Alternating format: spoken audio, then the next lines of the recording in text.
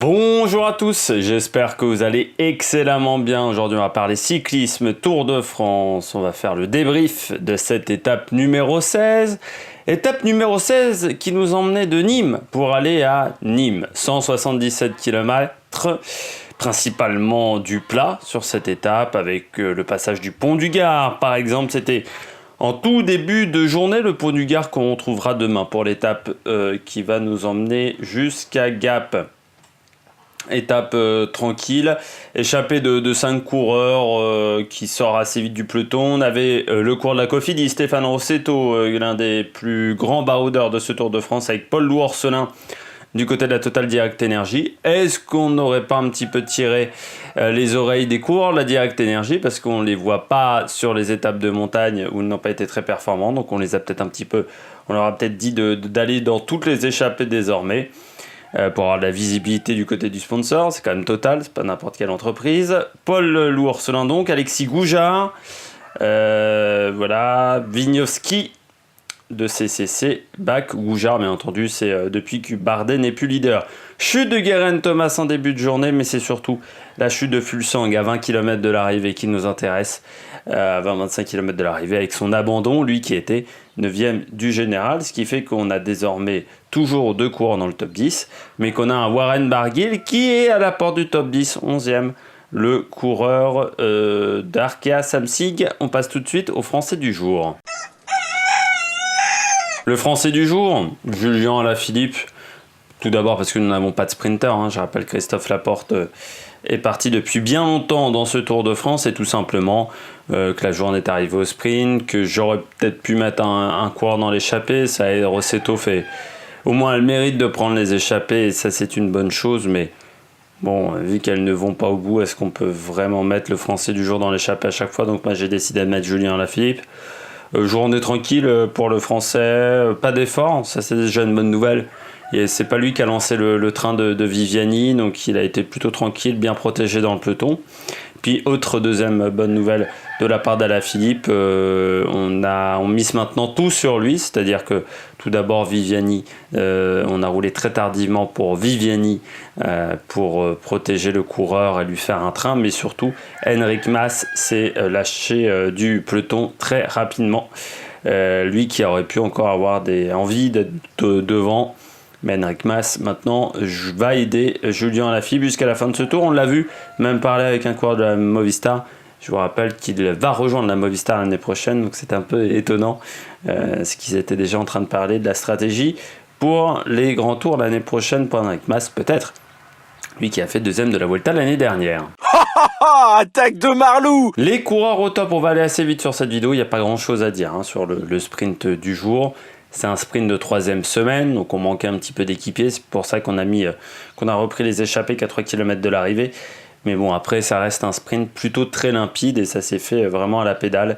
Donc le vainqueur, Caleb Ewan, 2e victoire, c'est le seul coureur pour le moment qui a 2 victoires sur ce Tour de France du côté des sprinters. Voilà, il n'y a pas grand chose à dire au-dessus du lot. Il est surtout fort parce qu'il était assez seul dans le final, encore une fois, Caleb Ewan, mais comme c'est un petit gabarit, il arrive à se replacer parce qu'il est au niveau de... Il est vers la 12e, 11e, 12e position, il se replace vers la 7, 8e position aux 800 mètres à peu près, et puis ensuite il n'est pas dans la roue de Caleb Ewan, pas dans la roue de Viviani, pardon, il est dans la roue de Groenewegen. Caleb Ewan est là. Il va faire son sprint parfaitement, c'était le plus explosif, c'était le plus fort, parce qu'il n'était pas aussi bien emmené que Viviani, mais Viviani n'a rien pu faire face à l'explosivité de Caleb Ewan. Le deuxième, Elia Viviani, quand même un bon sprint pour Viviani. Il est bien emmené, ça je peux vous dire que Richetze, je pense que il va commencer à être acheté très très cher peut-être, il augmente de toute façon sa valeur marchande, Richetze, parce que c'est l'un des meilleurs poissons pilotes du monde. Je crois qu'il n'y a pas d'autres poissons pilotes qui peuvent être aussi bons que lui. Il est très bien emmené, Richetze, le champion du Danemark également qui l'emmène dans son équipe. Tout simplement, quand on lui ouvre la porte, il n'a pas l'énergie pour faire le sprint. Déjà, il attend vraiment très longtemps avant de faire son sprint, c'est-à-dire qu'il va le lancer qu'aux 150 mètres. Normalement, un sprint, c'est 200 mètres, donc on le lance 50 mètres plus tard. Donc c'est très tardivement. Et ensuite, il a juste pas l'énergie en fait pour faire un bon sprint. Il décolle pas vraiment les fesses de sa selle, hein. C'est juste que voilà, il a beaucoup travaillé pour Julien Lafilippe dans les Alpes et que là, il a plus vraiment l'énergie dans les Pyrénées, pardon. Il va aussi travailler pour Julien dans les Alpes. J'y arrivé, hein. Cette vidéo, elle est compliquée. Il fait chaud, 40 degrés, voilà, aujourd'hui. Mais pas l'énergie, tout simplement, pour faire le sprint. Voilà. Beaucoup trop de travail en deuxième semaine pour lui. Cinquième de l'étape, mais également le troisième coureur. Dans ses coureurs au top, Nicolo Bonifacio. Bonne journée pour lui, cinquième. Pourtant, pas vraiment aidé par ses équipiers.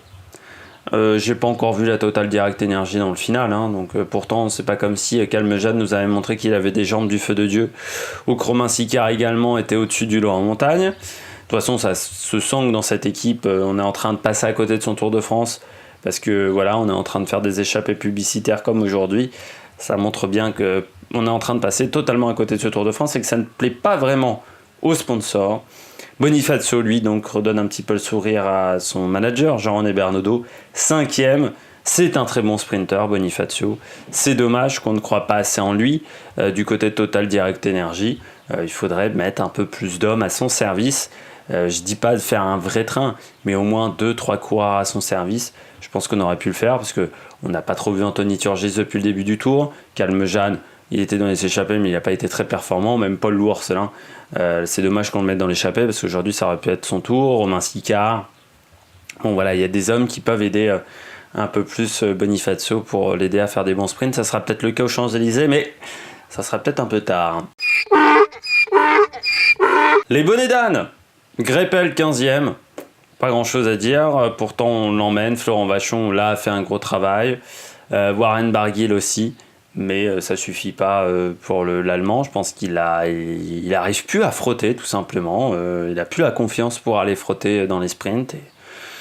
Et donc là, dans ce genre de cas, quand vous êtes sprinter et que vous n'arrivez plus à frotter, c'est fini pour vous, hein. Là, il n'y a pas rien à dire, hein. Là, il est pas superbement bien emmené, mais il est emmené suffisamment bien pour faire un top 10 et les 5 places derrière. Donc c'est pas normal. Je pense qu'il passe totalement à côté de son Tour de France, le coureur allemand. On verra peut-être aux Champs-Élysées s'il arrive à faire quelque chose de mieux. Deuxième bonnet d'âne, Alexander Kristoff, simplement 9e de l'étape.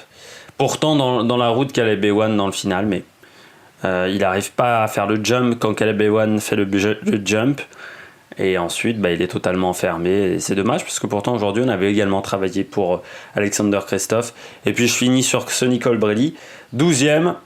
12e de l'étape. Il perd des points pour le maillot vert. Maintenant, le maillot vert, c'est perdu pour lui, hein. Ça sera pour Sagan. Il n'est même pas obligé de faire le sprint aux Champs-Élysées pour remporter le maillot, Peter Sagan. Colbrelli, pourtant, Nibali a bossé pour lui, mais c'est désordonné du côté de la Bahreïn, Merida, dans le final. Puis j'ai l'impression que de toute façon c'est pas son tour, parce qu'il est très très loin. Il n'arrive pas à prendre un round Mohoric quand Mohoric veut le remonter, donc c'est une déception quand même Colbrelli, même s'il est 2e ou 3e du maillot vert. Je pense qu'il est passé un petit peu à côté de son Tour de France. Il a fait que des places d'honneur et on attend mieux. On attend qu'il arrive à franchir un cap et pour l'instant il n'arrive pas à le franchir. J'espère que vous avez aimé cette vidéo. Donc nous on se retrouve demain matin pour faire l'analyse de l'étape numéro 17 qui arrive du côté de Gap. Puis on se retrouve surtout demain soir pour faire le débrief de cette étape numéro 17. Allez, ciao ciao sur l'Amérique Production.